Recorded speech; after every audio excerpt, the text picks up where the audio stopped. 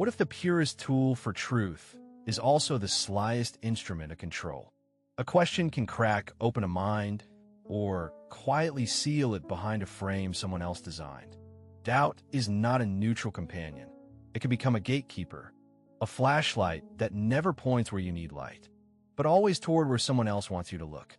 The goal of Socratic questioning is celebrated as liberation, yet its shadows are rarely spoken aloud. We're taught that dialogue dissolves dogma, that every answer is only a stepping stone to larger questions. But what if the method itself, when wielded with particular aims or by certain authorities, finishes by shaping the ground on which we stand? The dance of questions can become choreography that guides thoughts toward a prearranged end. Consider the historical stage. A philosopher in the marketplace. A gadfly who refuses to let comfort settle on the listener's shoulders. The technique seems generous: pull, prod, intersect, and contest until truth appears to emerge in the open.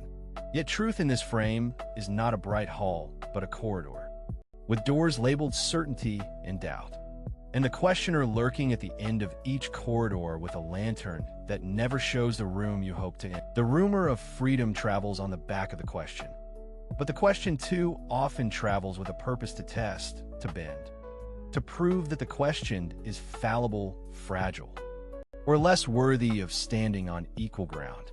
The real paradox is not the tactics, but the social anatomy around them. Questioning functions within a system of social cues, reputations, and power asymmetries. If you are in a room where status is measured by the number of refutations you can field, your questions become weapons as much as keys. The goal shifts from discovery to defense. The mind stops seeking to illuminate the unknown and begins to shield itself from the unfavorable light of scrutiny. In that space, the method grows teeth. It bites not into error, but into the vulnerability of the speaker. I once watched a workshop where participants learned to embody Elenchus refutation through relentless questioning. The energy started as curiosity, but it flowed toward dominance. The room filled with the quiet, circular logic of "if this were true," then in the habit of pinning a person to a claim until the claim is exhausted. The art of questioning was not a portal to empathy. It could become a tool of dampening, a way to keep a person small so the questioner could feel large. The paradox is merciless. As questions sharpen, humility can dampen, and humility, when absent, poisons the very process meant to liberate. Yet there is a deeper tide beneath the surface. The Socratic method can cultivate courage when used in a frame of mutual assent. Two minds not to vanquish, but to converge. The turn happens not when you break another's belief, but when you invite the belief to be tested by shared standards you both acknowledge. If inquiry is a form of hospitality, then the gatekeeper is the anti-host who pretends to extend access while closing doors in the guest's face. The dark side reveals itself not in the questions themselves, but in the trust and intention behind them. The twist is that the method, a question can be a window or a trapdoor, depending on where we stand, what we bring to it, and what we expect to leave behind when we walk away. When the room prizes the elegance of a refutation over the discomfort of uncertainty, thinking becomes a sport where the scoreboard matters more than the truth. And a sport, like any weapon, can be dangerous when the aim is manufactured by those who benefit from the spectacle of doubt. So what does a healthier form look like? It begins with a careful alignment of motives. Curiosity as the compass, empathy as the map, integrity as the ground beneath. It means asking not only what is right about this belief, but also what would it take for me to give it up tomorrow. It means inviting critique without coercion, exposing the fragility of our own positions, and accepting that the best answer may be "I don't know." It means that the questioner steps back at times, allowing space for the questioned to own their reasoning rather than racing to demonstrate superiority. In that space, the mind is not fractured but braided, tangled, yet resilient. Another layer concerns a social contract that underwrites any serious dialogue. To practice true Socratic inquiry, we must acknowledge that we stand inside a web of influence. Our words reach ears, shape decisions, and ripple into lives we may never meet.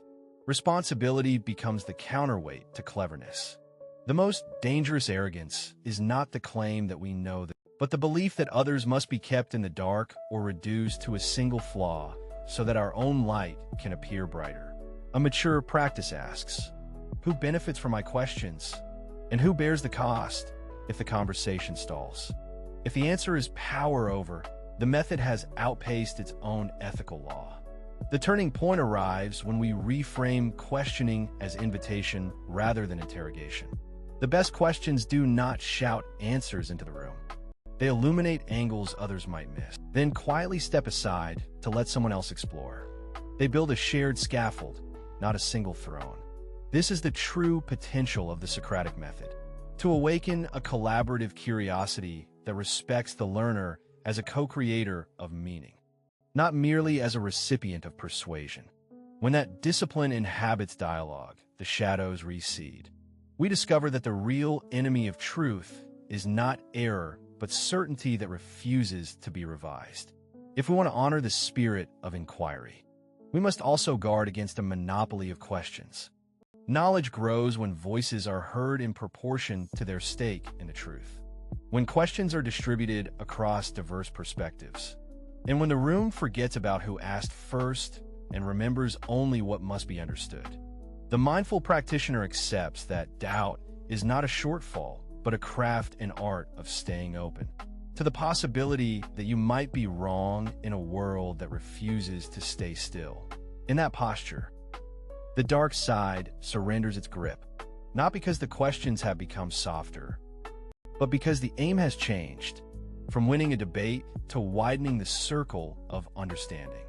The takeaway is not a verdict on Socrates, but a verdict on ourselves. We are all both questioner and questioned, both engine and fuel. The danger lies when we mistake technique for virtue or method for meaning. The antidote is a practice of humility that treats every answer as provisional, every doubt and every dialogue as a shared voyage. The moment we begin to protect our own belief more than the truth itself, the method becomes a mirror that reflects not who we are seeking to understand, but who we are trying not to become. In that mirror, we can choose to improve together. And so the story continues, not as a singular victory of clever questions, but as an ongoing negotiation with our own minds.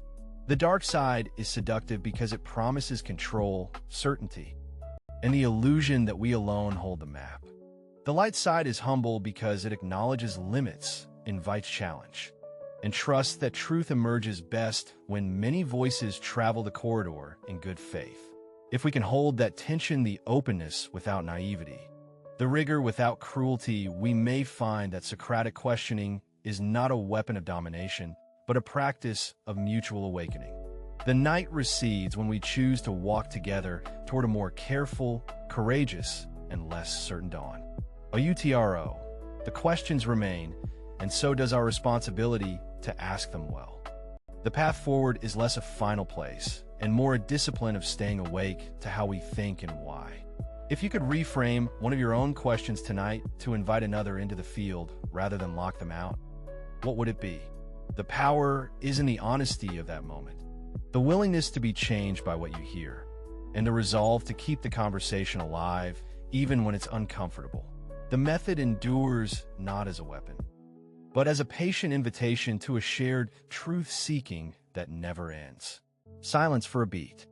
Then the room fills with the quiet realization that inquiry, rightly practiced, takes down walls and leaves doors open. The light returns not because we found all the answers, but because we learned how to ask better questions. So we walk on, not to conquer truth, but to stay curious together, until every shadow yields a cinder